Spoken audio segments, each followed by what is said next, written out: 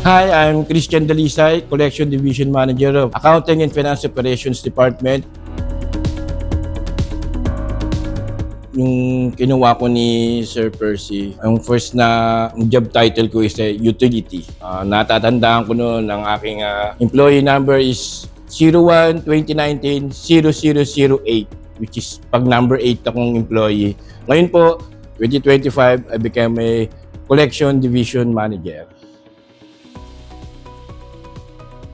It's about dedication, yung passion sa work, yung kagustuhan mong gawin, yung trabaho, yun yung number one dun eh. Kung masaya ka sa work, yung progress nagkukusayan, no? Kasi nandyan yung mga leaders to support, like me, from utility, going to a field technician, field collector, hanggang sa naging area collection supervisor, hanggang sa naging collection division manager. So, yung ganung progress, sobrang yung culture niya as a family, sobrang pinapasalamatan namin. Ito talaga, hindi ko makakalimutan to. No?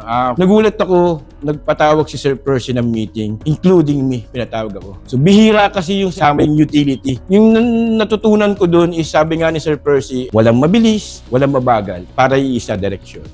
So, number 2 na pinakakatandaan ko na ina-apply ko hanggang ngayon kay Sir Marlon, sharing knowledge. Very important yun. Huwag kang matakot i-share yung knowledge dun sa team mo. Napakagandang i-apply yun sa bawat isa. And then yung pangatlo na tinetreshold ko rin yung sinasabi ni Ma'am Jana, pagiging flexible, napaka-important nun. Kasi pag flexible ka, yun yung way na possible na mag-grow ka.